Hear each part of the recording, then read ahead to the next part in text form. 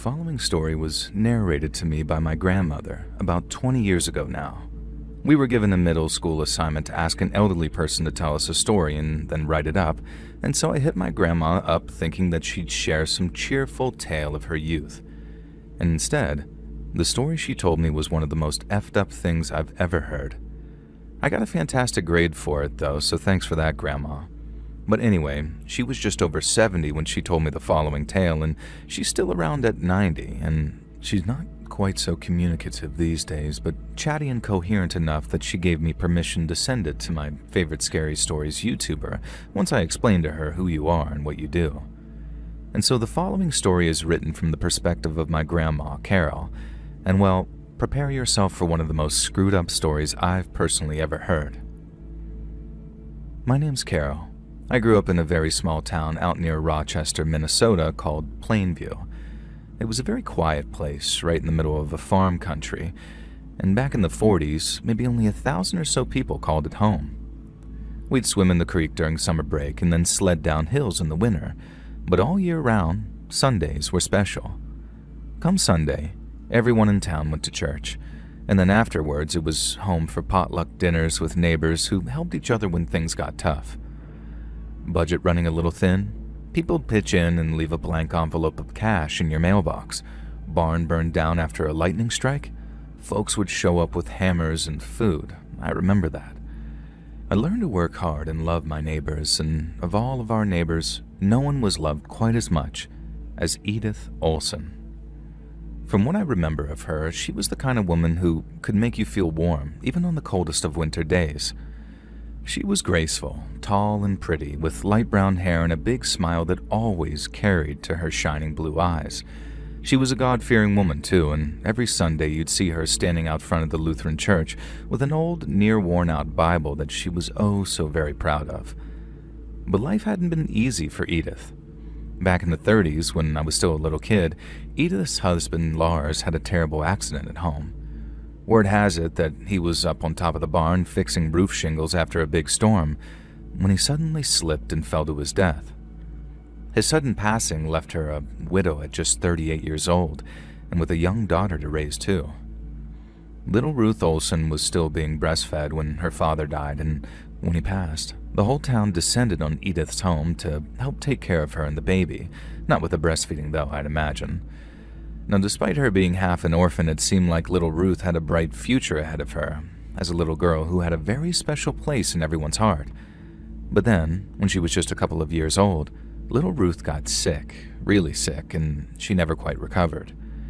Now, by age 5, it was clear that she wouldn't grow up the same as other children and would most likely be confined to a wheelchair. She was also clear that she'd have to live on a cocktail of medications in order to keep her various conditions in check, all of which were down to the illness she suffered within her infancy. God was challenging her in a big way, but Edith never complained. She'd always say, "The Lord provides, and so do good neighbors," and wasn't that just the truth? The wheelchair, the medicines, and all the home modifications Edith needed didn't come cheap, and so to pay for it, Edith put on bake sales down at the church or set up tables outside the hardware store covered in pies and cookies. Now, I've had many a happy memory of walking past Edith's pop-up stalls, but as I came to learn, it wasn't all her work. About 90% of it was baked by other people who happily donated their goods for Edith to profit from. Thanks to her husband's life insurance, she didn't even really need the money either. It was just extra to make sure that little Ruth had the most comfortable life possible. And besides, someone who'd been through that much in their life needed to keep their hands busy, lest the devil make work for them, as the saying goes. For years, Edith was the recipient of endless charity, like in the wintertime when Ruth's medication was paid for by the Christmas quilt raffle down at the town hall, as well as the 50-cent hot dish suppers after church services. And things stayed like that for years and years and years, because Edith, and little Ruthie by extension, they were like the town's talismans. Despite all Edith had been through, she still kept a smile on her face and she still praised God. But as Ruth got older, her condition got worse. I remember there was a time when no one saw her for a while, and then when Ruth reemerged, she was completely mute and immobile, being pushed around in her chair by her mom. and it was so sad to see because before, Ruth had been able to move her arms and hands to complete simple tasks, and had even been able to get a few words out here and there. People assumed that she was dumb, but she wasn't. She just couldn't express herself very well. But then, by the time she was maybe 13 to 14, Ruth could barely even move her eyes anymore.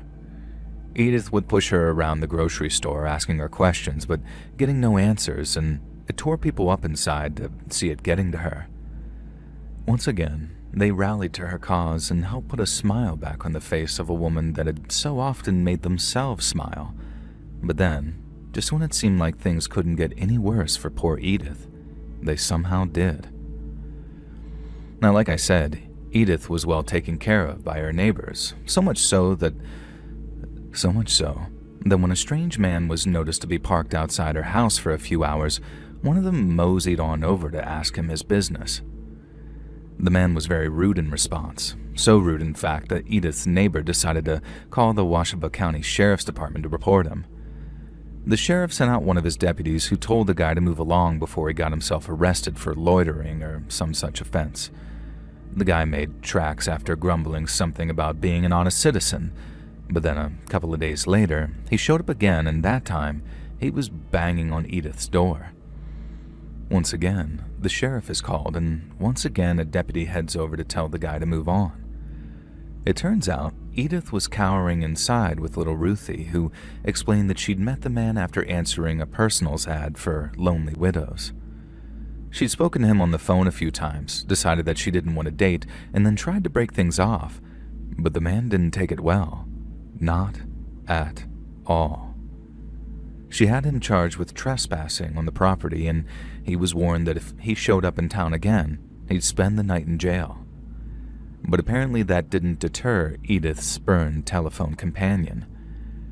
Not even a week after the man had trespassed, he was caught sneaking up Edith's driveway in the middle of the night by a man letting his dog out front to use the bathroom. The cops were called for a third time, but instead of fleeing once he'd been spotted, the man continued his attempt to break into Edith's home. When the deputies arrived, the sheriff himself was with them, and as promised, Edith's ex, if you can even call it that, was immediately taken to jail. I heard he left town the next morning with a black eye and a busted lip, all the result of his uncooperative attitude while in custody, and that was the official story anyway. The unofficial one, as in the truth, circulated much slower. While in custody, the sheriff wanted to know why Edith's ex couldn't take no for an answer, and so he asked him. And when he did, what came out of the stranger's mouth made the sheriff so furious that he beat the living hell out of him, and he had to be dragged away by his deputies. I don't know if anyone but the sheriff heard exactly what was said, but word had it that the man had made a very serious accusation regarding Edith Olson and her daughter Ruth, one so foul and disgusting that not only did he refuse to repeat it, but the sheriff felt the need to defend Edith's honor with such ferocity. Years went by, and as little Ruth blossomed into a young woman, her conditions only got worse. She became completely catatonic, with Ruth having to bathe her, feed her, and change her diapers. And then whenever she needed to get housework done or cook dinner, Edith would sit Ruth in front of the radio and would tune the dial to whichever station was hosting a radio play. Ruth loved radio theater, and I remember loving them myself around that time too. I used to imagine her listening to Lights Out, The Man Called X, or my personal favorite, The Lone Ranger. I used to enjoy the old reruns of Mail Call and The March of Time too, stuff from back when the war was on, but I imagine Ruth got more of a kick out of Little Orphan Annie than old war stories. But on that point, I could not have been more wrong. One day, Edith was out pushing Ruthie around when they stopped by the post office for some reason. I don't know what the heck Edith was doing in there, something money-related probably, but as she's standing there doing whatever she's doing, a nearby clerk noticed Ruthie was looking right at him. Herb Cooper was a kindly older man, and so he smiled and waved at Ruthie without expecting anything in return. He knew Ruthie could barely move by then, and so imagine his surprise when he noticed her finger tapping on the arm of her wheelchair. Herb said later that he didn't know if she was doing it on purpose or if it was just a reflex thing, but all the same, she's staring right at him as he's leaning on the counter waiting for a customer. But then, old Herb notices something about the way Ruth was tapping, something that had a strange rhythm about it that was instantly familiar to him. She was tapping out 3 quick taps, 3 long taps, and then 3 quick taps again, and then she'd wait, staring right at him, and then do it all over again. Tap, tap, tap. Tap, tap, tap. Tap, tap, tap. Herb knew that pattern anywhere because he'd learned it during his time in the military. It was Morse code, the kind that they used to tap out over the wire, and it meant SOS. When Edith wheeled Ruth back out again with a big smile and a cheery goodbye, Herb had to force a fake one. He couldn't quite believe what he'd just seen, even though the evidence of it had been right there in front of him, and when he went home for dinner that night, he told his wife what had happened. It was Mrs. Cooper who told him to search his soul and to go talk to the sheriff if he thought he needed to. Well, Herb did some soul searching all right, because the very next morning he drove to the sheriff's office and told the sheriff himself what he'd seen at the post office. Herb was as reliable as the rising sun, so coming from him, the sheriff knew to take it seriously and went over to Edith's home to have a talk with her. And that, ladies and gentlemen, is when the proverbial cat was let out of the bag. The sheriff figured something was wrong when Edith refused to let him inside and insisted they walk out on the step for everyone to hear. Now, the sheriff told her what he had to say wasn't something that she wanted people to hear, but Edith insisted, and it took the sheriff promising to return with a warrant for her to step aside from the doorway and invite him in. And while once he was inside, the sheriff caught a glimpse of what was really going on in that house. And let me tell you, it wasn't pretty. Despite keeping the outside of her home spotless, the inside was another story entirely. It was filthy, with moldy food in the refrigerator, dying houseplants standing in vases full of stagnant water, and what could only be described as a stack of Ruth's dirty diapers just piled up in the kitchen. I heard Edith tried explaining it away by saying that she hadn't had time to clean in a couple of days, but somehow she managed to keep her own bedroom clean as a whistle while keeping Ruth's like a damned pigsty. He later said it looked like the poor girl's sheets hadn't been washed in years, and how what had once been bright white cotton was tinged in this faded yellow. Edith continued to make excuses as the sheriff toured her horror show of a home, but the final straw was what passed for her medicine cabinet. Edith claimed that Ruth needed all kinds of medications, including blood thinners, kidney regulators, and all kinds of other stuff like that. But upon looking in her medicine cabinet, the sheriff didn't spot anything of the sort. He wasn't a doctor, of course, but he'd confiscated enough pills for enough pillheads over the years to recognize a tranquilizer when he saw one. He knew Ruth needed sleeping pills too, as she sometimes found it difficult to get a rest at night. But Edith must have had 24 bottles of farm animal-grade tranquilizer in there, the kind of stuff that they give to bulls before they go under the knife for whatever reason, along with a ton of anti-anxiety meds and strong pain medication. There wasn't a single medication meant for any of Ruthie's so-called conditions, only stuff to keep her still and placid while her mom pushed her around in a wheelchair. The sheriff had his suspicions right away, and he couldn't arrest her for child abuse right there and then. Instead, he put her in handcuffs for some kind of narcotics violation for owning regulated medications that she didn't have a prescription for. But then once Edith was in custody, he ordered a full investigation into Ruth's treatment, and that's how the cops discovered that Edith's entire life was little more than a lie. She'd been pretending her daughter was sick ever since she was a baby, and then by the time Ruth was old enough to realize she wasn't sick, Edith needed to ensure her continued compliance, and so she started drugging her. She didn't just drug her daughter either. She beat her, starved her, and psychologically tortured her by telling Ruth that everything, and I mean everything, was her fault. Everything from her father's death to her condition was Ruth's fault, and if she ever tried to escape or alert anyone to what her mother was doing, she'd be killed. And this was all discovered after Ruth was placed in foster care and was being taken care of by people who genuinely cared about her. They fed her to get her strength up and helped her through the withdrawals from all the medication that she was no longer being given. And then slowly but surely, as the drug cycled out of her system, Ruth began talking again, and she told her story in full. It turns out Edith was telling the truth about the telephone companion who tried breaking into her house. She had met with him after responding to a Lonely Hearts ad, one which claimed to specialize in widows. The man himself was a widower, and apparently she and the stranger had shared something of a budding friendship. But then somehow, and for whatever God-forsaken reason, Edith let slip about the way she treated her daughter. She didn't tell her new companion everything. In fact, it was just one little line that aroused her suspicions. And that line involved her taking great pleasure in punishing little Ruthie for what her mother called her sins of the flesh. I guess with him being a religious man, Edith expected her companion to understand. But just like any other sane person, he questioned how a severely disabled young woman could ever deserve such punishments when she was too weak to talk, let alone walk.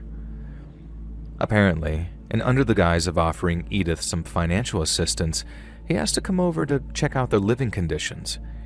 Edith was all for taking the man's money, but when she'd refused to let him anywhere near the house and said that she'd shoot him if he tried, he naturally grew more and more suspicious. He knew Edith lived in Plainview, he just didn't know where. But all it took was a little ride around town, talking to folks about the town's very own angel in human form to figure out where her house was. After that came the sightings of him, and apparently he was only rude to Edith's neighbor because he believed the whole town was in on Ruth's abuse. She talked at length about this big support network she had and how everyone in town loved her and would do anything for her. And so our telephone companion assumed the whole town was bad, hence why he kept on coming back despite warnings from deputies. He ended up telling the sheriff right to his face that Edith Olsen was subjecting her own daughter to a living nightmare of hellish proportions. But like we already covered, the sheriff had been so well fooled by Edith's act that he beat the living crap out of the guy for even suggesting she was bad. I don't know if the sheriff ever got around to apologizing to this guy, but I guess not, as doing so would be an admission that his injuries weren't the result of a bad fall or bumping his head while they were trying to get him into his cell. But I know he apologized to the people of Plainview for not figuring it all out years ago and saving poor little Ruthie a whole world of suffering. Edith ended up going to jail, and for a heck of a long time, too. So long I heard that she died in prison back in the 80s. And then aside from being set up with a foster family someplace, I'm not sure what happened to poor Ruthie. I hope she's living a good life somewhere with a good family by her side too. And I hope all the physical and mental wounds have healed, but if they're anything like the psychological wounds suffered by the folks of Plainview, then they took a long, long time to heal. And see, it wasn't just the suspicions that destroyed the social fabric of my hometown. It was the guilt. Folks realized that they didn't really know their neighbors, not in the way that they liked to imagine they did anyway, and that did its own damage. But the guilt, the crushing, inescapable guilt of knowing they'd stood by and done nothing, it destroyed them. People blamed each other, blamed themselves, blamed God for allowing such a nightmare to continue for years and years unabated. And by the time I graduated high school and started looking at colleges to attend, I couldn't wait to get the hell out of town and to some place that didn't have this big, dark cloud hanging over it. I've been back since, and like I said, things finally seem to have changed around town and reverted back to the wholesome, peaceful, and trusting place it used to be. People still tell the story of the evil old witch, Edith Olsen. But to the kids, it's nothing more than a scary story from a different time, something that can affect them or hurt them. But to folks like me, who are old enough to remember all that evil, hatred, and mistrust, it feels as close as yesterday.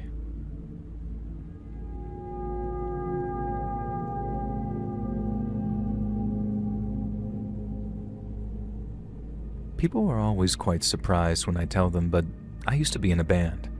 Not just a pub or garage band either, although I've the utmost respect for working musicians everywhere, but a band that was right on the cusp of being signed. Now, yet right at the moment of truth, something came along and burst our bubble in the most horrifying way imaginable. And long story short, I ended up playing a little acoustic set at this gig during my first year of uni. I got the crowd going with a cover of American Pie, turned it into a bit of a sing-along, and then had a few pints with my guitar case next to me watching the other bands play. One of the groups was a three-piece who covered songs by artists that I liked. Things like Zeppelin, Hendrix, a bit of Dylan, stuff like that. And we got chatting after their set, and they invited me to come and jam with them, and the rest was history. And the three-piece became a four-piece. They really needed someone who could do backing, play rhythm, and essentially play second fiddle to their singer and lead guitarist, Richie. Richie could sing like Robert Plant and shred like Jimmy Page, the kind of frontman that every great rock band needs, and so I was only too happy to be the sort of polish that made him shine kind of thing, and shine he did. The bassist and drummer said that I was like the missing fourth piece of the puzzle. Two lads who, funnily enough, were both named Andy. The Andys, as I started calling them, were both great lads and talented musicians in their own right, but they both agreed that I was a great addition, and I loved them for how welcome they made me feel. Anyway, we started gigging together with a new set list, and one that we were really freaking proud of too.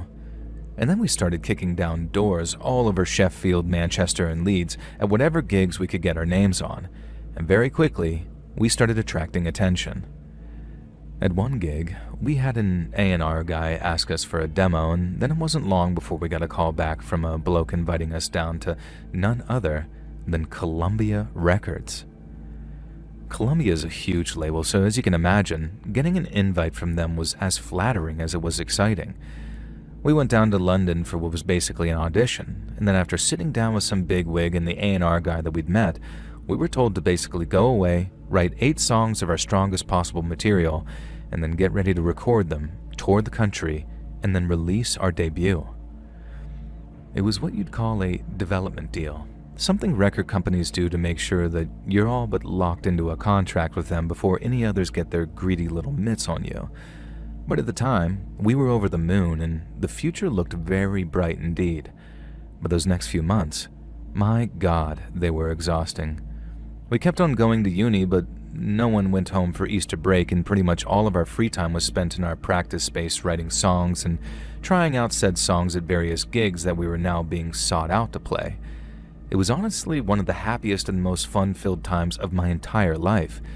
And thanks to the little stipend Columbia paid us, so we had money to write the album, I had real cash in my pocket for the first time in my life.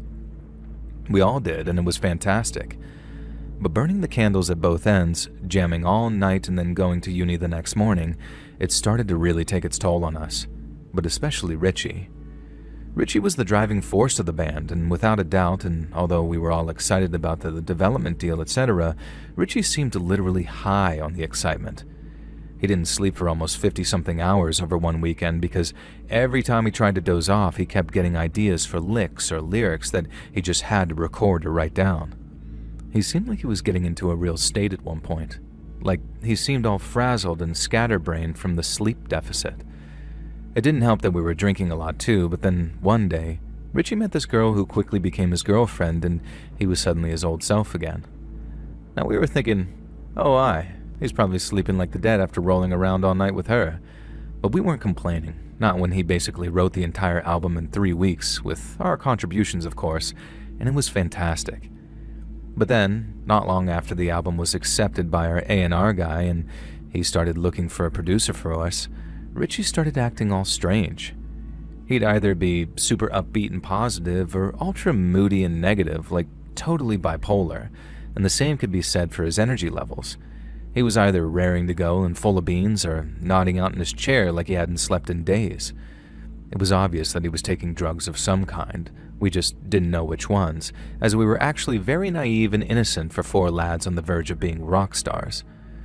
We never shared anything stronger than a bottle of Jack Daniels before going on stage together, so imagine our surprise when after staging a little intervention on Richie's behalf, we find out that he'd been juggling both a speed habit and a sleeping pill habit, all in pursuit of getting the album written. Now, it was quite an emotional intervention, really, because we knew that he was only doing it for the benefit of the band. It wasn't like he was out there doing coke and sharing needles in the pursuit of hedonism. He was staying up for days writing music while doing speed to keep him awake, and then taking loads of sleeping pills to put himself down so he didn't have a complete mental breakdown. That stopped for a while, surprisingly effectively in fact. But then one day, it stopped working, and both his body and mind really started to suffer.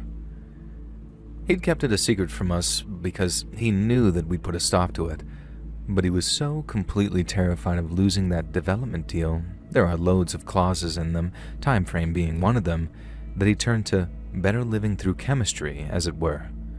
And the point is, we had to get him clean and at least partially sober before we went to sign that deal and cut the record, or Columbia would drop us like a live hand grenade. It wasn't easy. We had to cancel gigs, lie to the A&R guy, and delay our next meeting, and then make sure that Richie didn't relapse or lean too heavy on the booze or the weed. It wasn't pretty either. It got really ugly at times, but in the end, Richie emerged clean, sober, and ready to fulfill what I firmly believe was his destiny. We arranged that second meeting down in London, got ready to show off what we'd put together then, and then off we went. Just not as a group. For reasons I can't quite remember now, only me and Andy, the bassist, were getting the train together. Richie was getting a later train with his girlfriend, who had to work, while Andy, the drummer, was going to drive down to London early the next morning as he had to give drum lessons and didn't want to cancel. It's also worth noting that Andy, the drummer, had recently broken up with his girlfriend, Laura, and while he was a bit down about it, it in no way looked like it was going to compromise the deal, so no one was worried. Now anyway, me and Andy got to our hotel and then spent all night chatting because we were so excited. We showed up at Columbia bright and early the next morning, and at first, we're the only ones there. This didn't bother me at first, as we'd arrived early like I said, but then as the minutes rolled on and there was no sign of Richie, me and Andy, the bassist, started to worry. Now we're thinking, he wouldn't relapse and mess this whole thing up the night before, would he? And while we wanted to say no, there was this real sense of, actually, we don't know. And that was a pretty horrible feeling, let me tell you. Imagine our whole future falling apart right there before our eyes, but then just as I was starting to really despair, who should show up but Richie? I don't think I'd ever been so relieved or pleased to see him, and we both gave him and his girlfriend big hugs when they got out of the taxi right there in front of us, but then after the hugs and the smiles and the thank God you're here, Richie asks, "Where's Andy?" And it was only then that we realized that no one had spoken to him. It was one of those, I thought you texted him, no, I thought you texted him kind of situations, but no one had. No one had called him either, but we still weren't worried at first because Andy the drummer was always Mr. Reliable. And that's half the reason they had him as the drummer in the first place, before I joined the band, I mean, because without a drummer you pretty much got nothing. If your bassist doesn't turn up, you can get by with just a guitar and drums. Look at the white stripes and the black keys. You could even do an instrumental set if your singer doesn't turn up and get the audience to do the singing. And with the rest of the set list, that works surprisingly well. But if your drummer doesn't turn up, you're buggered. And since Andy the drummer always bloody turned up, we had absolute faith that he was going to show up, and it was simply running a little bit late. But then, despite all three of us calling him in turn, Andy picked up his phone. In fact, when he gave it a second round of calls just minutes after, someone had switched it off. We waited 5 minutes, and then 15, and then we had to go inside or risk being late for the meeting. We lied to the A&R and company man's face, saying Andy had gotten sick with food poisoning and he was 100% reliable otherwise. Because again, it was still mega important to make good impressions and not make ourselves look unreliable. They ate it up, as the three of us were clearly really excited to be there, but the whole time I've got this heavy, anxious feeling in my chest thinking, where the actual freak is Andy? Everything went fine at the meeting, and we arranged to meet again less than a week later to sign all the actual contracts, at which point Andy really needed to be there.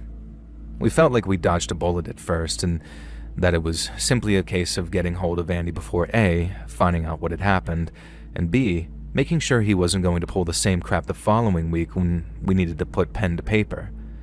So literally, the moment we got back to Sheffield, me and Andy the bassist thumbed down a black cab and asked the driver to take us to Andy the drummer's address. Andy was actually from Sheffield, so he lived with his mom and dad in a nice house near the Steel Bank. And then when we pulled up outside, Andy's car was in the driveway, so we assumed he was home. But when we knocked on the door and his mom answered, I recognized immediately that something was wrong. It was the look on her face, The one that says, "I've got bad news to tell you," and since she knew us quite well at that point, she just told us, "I think you two best come inside."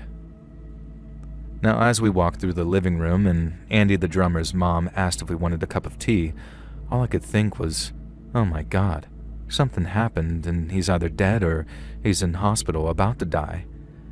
And so when she told me he was fine, at least in terms of his health, I felt this sort of premature feeling of relief. But that feeling disappeared entirely when Andy's mom explained that her son had been arrested. The first question out of our mouths was, what for?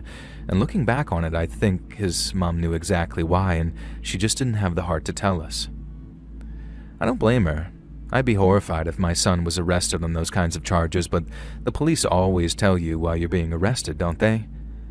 So unless he was home alone when the police called around, there's no way his parents just didn't know why he'd been arrested. But like I said, I understand why she didn't tell us anything, and after we left, we had to kind of wade through the rumor mill before we found out what he'd actually been charged with. My first bet was drugs, because if Richie kept a secret habit, so could Andy. But it was so much worse than that, because Andy had been charged with both possession of indecent images of children and assault on a child under the age of 16. We found out when a news article was shared around Facebook with people either saying "dirty nunts" or "oh my God, I know this guy." Part of me believed it was all just some horrible mistake, but when Andy disconnected his phone, packed his bags, and just disappeared, we realized it was all true.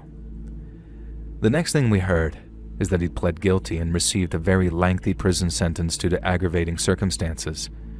Apparently what he did to the kid that he met online was so bad, the judge gave him the maximum possible sentence.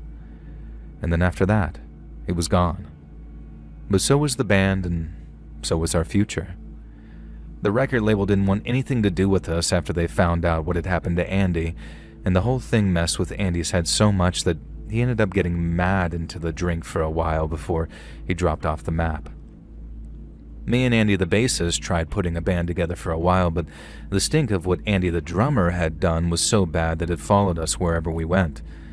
And in the end, I just sort of fell out of love with playing live music and jamming with other musicians.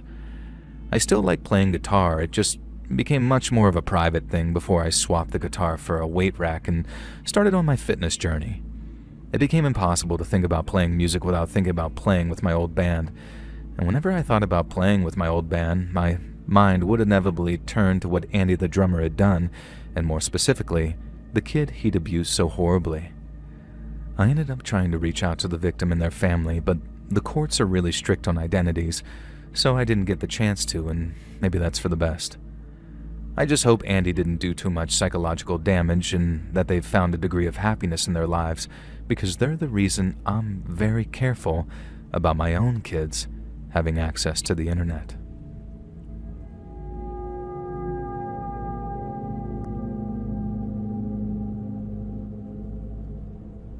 Way back in the day, when I was still in my early 20s, I used to rent a bedsit in Croydon. Now, for you Americans listening, Croydon is a part of South London, and a bedsit is what we call a studio apartment. Now, basically just a bed, a kitchenette, and an attached bathroom, all in one room. Now, I found it after my mom kicked me out. Now, long story, we have a better relationship now, and I was really grateful to the landlord, a guy called Vic, who basically fast-tracked the whole application process so I could keep a roof over my head. Vic turned out to be a really chilled-out fella. He wasn't the kind of landlord to hold surprise inspections. He always got repairs and maintenance issues sorted as quickly as he could, and he was great about warning other tenants about loud music or late-night get-togethers, and so naturally I didn't mess about when it came to rent with him. I had it ready, all 400 quid of it, on the first day of every month, and me and Vic always had ourselves a little chat and a catch-up whenever he came over. Now this went on for nearly 5 years, and although it wasn't strictly the nicest place to live, West Croydon can be a bit rough, I was very happy there. I was able to patch things up with my mom, I had somewhere to take girls, and I had my freedom. And then one day, on the first of the month, Vic didn't show up to collect the rent. I got a bit worried about him because it was the first time in literally 5 years that he hadn't showed up to collect. At least the first time where he hadn't warned me in advance that collection would be late. Now, I wasn't exactly desperate to part with my rent money. I mean, who really is? But I liked Vic, and I was a bit worried about him, so I tried giving him a call. Now, his phone was busy the first time I tried, and then busy the second time too. And then when I tried about an hour later, I got one of those automated, "this person's phone is switched off" messages. The only thing I could think of at the time was that he'd been taken ill, seriously ill too by the looks of things, and that I'd have to just be patient and wait for him to show up and collect the rent.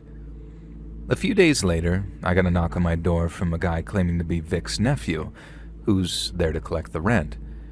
Now right away, I'm very suspicious. I've never seen this guy before in my life, and I still can't get Vic on the phone to confirm whether or not this was his nephew. Now I ended up telling the lad in the nicest way possible to just F off and not come back till he had proof that he was Vic's nephew. I was definitely in the mentality of this has to be a scam of some variety, but the guy claiming to be the nephew actually seemed to respect my position. And that had me questioning myself a bit, but I still thought that it was best to only hand cash over to Vic.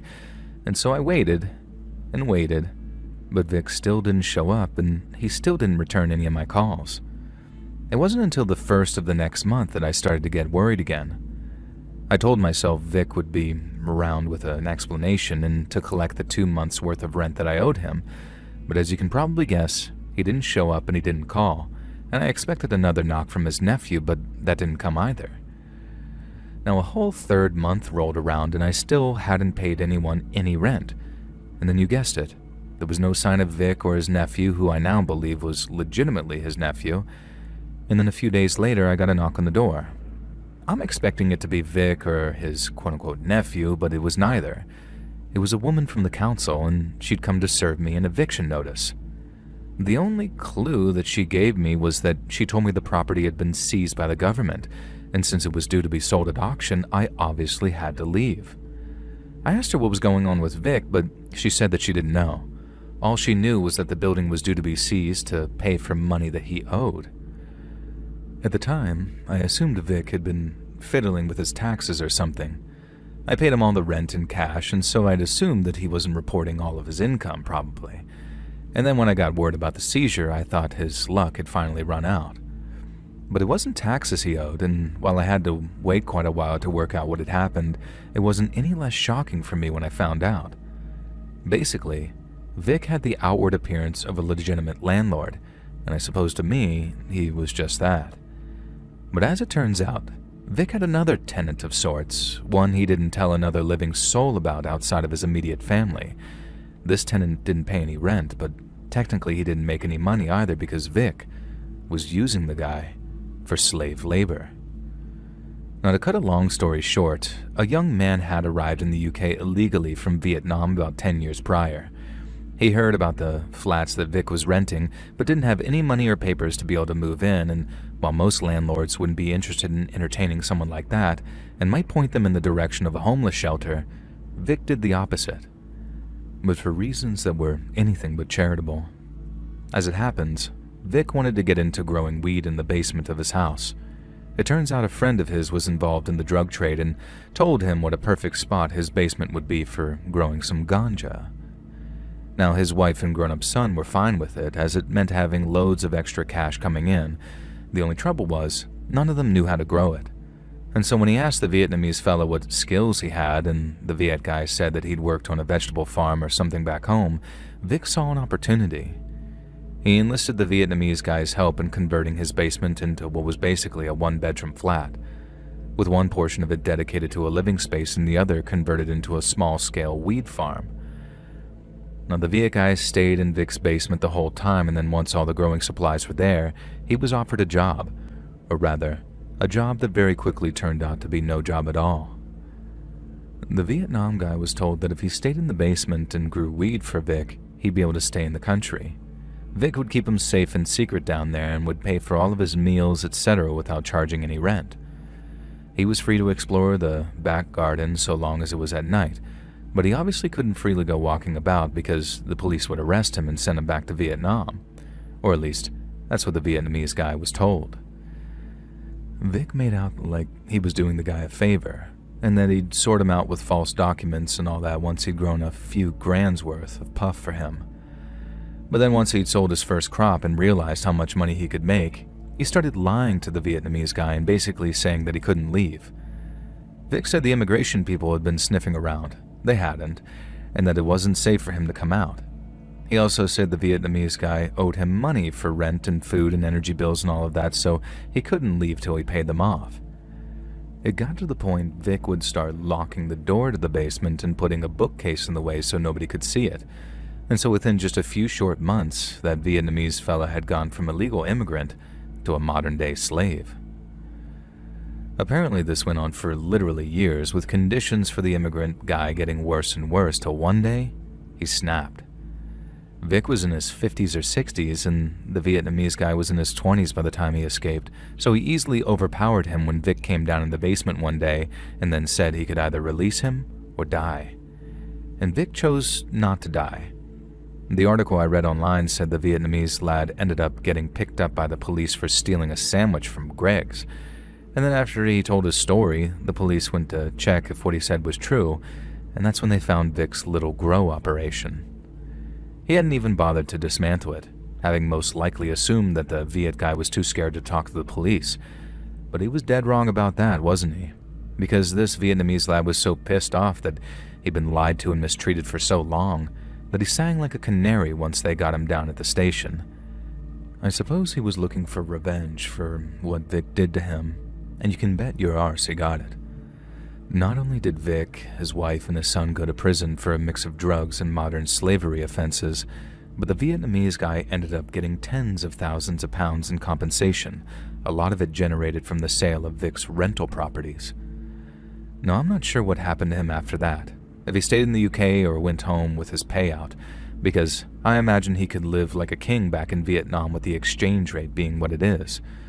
Either way, I wish him all the best, but for me, the scariest thing is how Vic came across as this nice, laid-back fella, when in reality, he was probably the only person I ever met that I can comfortably describe as evil.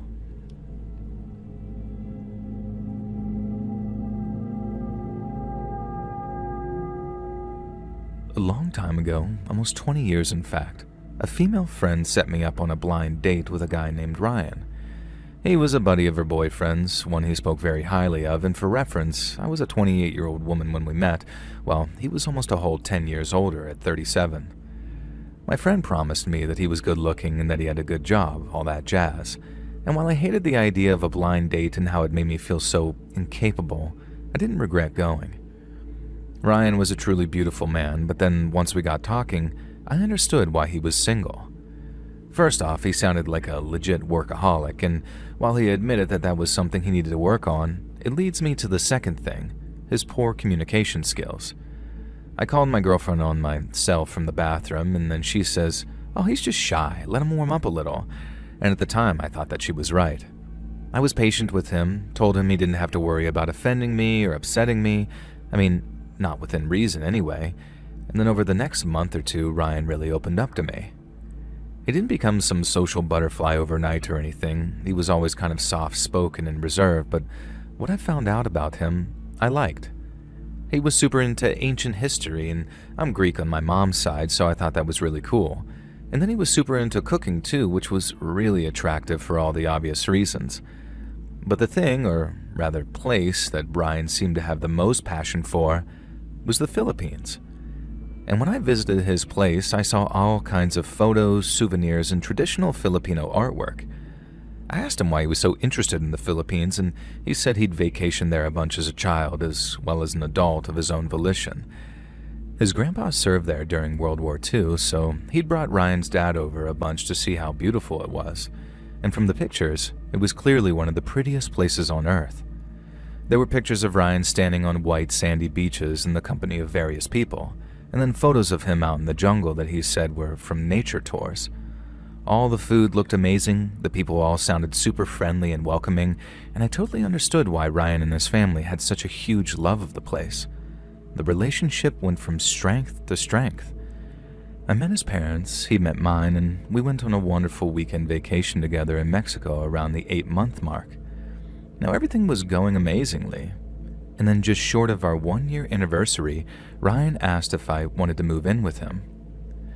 I wasn't 100% sure at first because I've never lived with a boyfriend before and figured that was something couples only did after maybe 2 or 3 years of dating. But since I did really like him and he was everything I was looking for in a long-term partner in terms of cleanliness and having his crap together, I accepted and then moved in the following month. We spent our 1-year anniversary together in our apartment, and I know I keep saying this, but at the time, I was very, very happy.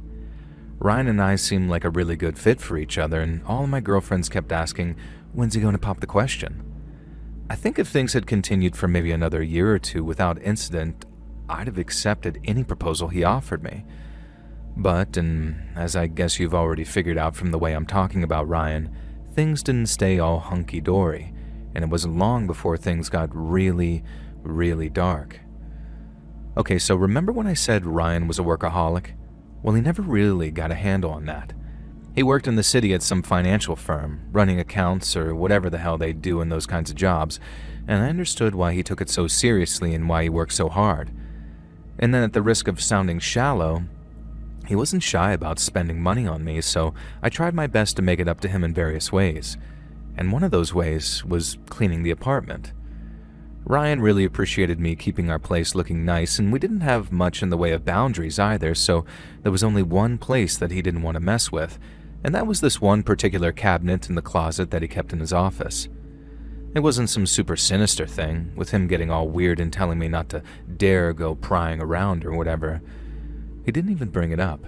It was me after I saw all the delicate little trinkets that he had in there. The first time I cleaned his office, when I opened the top left-hand cabinet on this big old mirrored closet type thing, I saw it was full of little wooden figures. They'd been carved to look like man and wife, wearing traditional clothing and holding traditional weaponry, and the carving was so intricate and fine that I was scared to break them. I asked him if he was cool with me not cleaning that part of the closet since I didn't want to break anything, and then when he said that was fine, I just moved on to other stuff. Now this happened maybe 6 or 7 times more, I can't remember exactly, as I'd given the apartment a deep clean about once every 2 weeks. And then one day, I opened up the little cabinet thing that houses those figures and found it pretty damn dusty. Those little figures, all coupled up like they were, looked kind of sad covered in so much dust. But still, I didn't want to risk breaking them, so instead of cleaning them off, I decided to just take them out of the little cabinet very carefully and give the inside of the cabinet a clean instead. And so at the very least, they had a nice place to live, even if Ryan was neglecting them directly. Now I got the little footstool out of the bathroom and then took it into his office so I could get better access to the cabinet, which was just about arm's reach without it. I then took each set of figures, pair by pair, and set them carefully down on his desk before getting back on the footstool to dust the cabinet. I pushed the duster inside, and I was trying to get it all the way to the back when I suddenly felt the tip of the duster tapping against the rear wall. It felt pretty solid, so I figured that it wouldn't do any harm to really get in there, because I couldn't exactly scratch the wood with a duster, now could I? But when I did start trying to dust all the way to the back, I suddenly felt the rear of the wall give way. Now obviously I'm freaking out, thinking I just broke my boyfriend's cabinet, which was an antique passed down from his Austrian grandmother too, I think. And so my first thought was to go get my computer chair, bring it into Ryan's office, and then stand on it so I could maybe reach into the cabinet all the way and fix the part of the cabinet I broke. But when I did, I shined a little flashlight into the cabinet to see exactly what I was working with. I realized that I hadn't broke the back of the cabinet at all. It was a false wall, and behind it, there was a little wooden box. And now here's where I kind of get an existential crisis, right there in Ryan's office. I knew he was hiding something from me. I mean, there was a chance that he didn't know that stuff was there, but considering it had those familiar sort of Filipino designs carved into it, I considered that a highly unlikely scenario. And so the only logical explanation was he was hiding something from me. And now I knew it could have been pictures of old girlfriends, maybe even nudie pictures, and while I do think holding on to stuff like that is kind of obviously in bad taste, I totally understood that he had a past, just like I did. But then, if it wasn't souvenirs from old conquests, then It had to either be drugs, weird adult images, or worse. And I wasn't going to risk that being the case and me not knowing about it. Not in a million years. I removed the box from its little hidey hole, then set it down on Ryan's desk, and then saw it had a little padlock keeping it closed. One that was small but very sturdy looking. I thought that was me out of luck, but just on a hunch, I checked the little hole for a key and, hey, presto, there was something shining at the back which fit the padlock. I took it off, opened up the box, and prepared myself to face whatever it was. But when I saw it, it was worse than anything I'd imagined. Far, far worse. When I first saw pictures of a grinning Ryan posing with naked children, you can imagine what my first thought was. I dropped the photo back inside, shut the box, and then found myself thinking, that's not what I saw, and you gotta make sure. Besides whatever kind of illegal activity was going on, it was going to the police in its photographic form, and so either way, I needed to open it up again and look inside. And so I did, and that's how I saw that they weren't being touched, or at least not in the photographs anyway. Because the kids Ryan was posing with and the photos I was 90% certain were taken in the Philippines were dead. And I'm not talking dead like died in a disaster or something and Ryan was documenting it for evidence or something. I'm talking like they showed obvious signs of being violently murdered in various different ways. Slaughtered like animals, just like they do with pigs over on farms.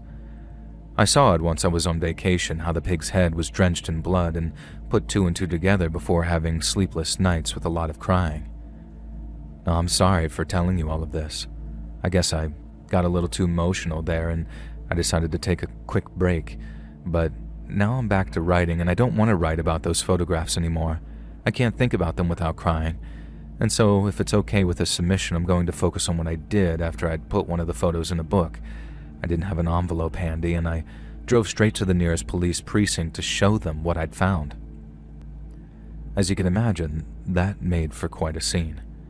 But I couldn't bring myself to walk inside for almost a full 15 minutes because I had a full-on mental breakdown while sitting in the parking lot and wondering how the hell I could have been so stupid. Ryan was not who he made himself out to be, obviously. Or at least he had a deep, dark secret that he really didn't want people to know about. And at the time, I told myself that there must have been 1,000 clues along the way that I just didn't pick up on because I'm a total freaking idiot. I don't see it quite the same way these days, but I still regret not cleaning that mother effing cabinet out sooner. And I also regret not biding my time a little and then going to the cops the next morning while Ryan was at work. That way they could have actually arrested him and not showed up to an empty house with his suitcase and a bunch of clothes missing. I think I must have driven over to the police precinct at maybe 4:20 to 4:30 p.m., meaning I was still crying in the parking lot when Ryan arrived home a half an hour later and realized his little box of keepsakes had been found. And then by the time the cops showed up, he was gone. And they couldn't exactly track his car down because he'd left it right there in the driveway. I was questioned extensively on where he might have gone to hide out or where he might have fled the country to. My answer was the same to both if I had to put my money on it.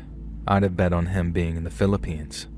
6 times a week and twice on Sundays, as they say. And they never did find him. The cops, I mean, and I heard they even linked up with the cops over in the Philippines to try and track this Ryan down. I don't know if they could connect him to any actual murders, but if those photos really were what they appeared to be, then there must have been rumors or something. Either way, Ryan was never found. At least to my knowledge he wasn't, and my best guess is he's living someplace far away. Maybe not even in the Philippines,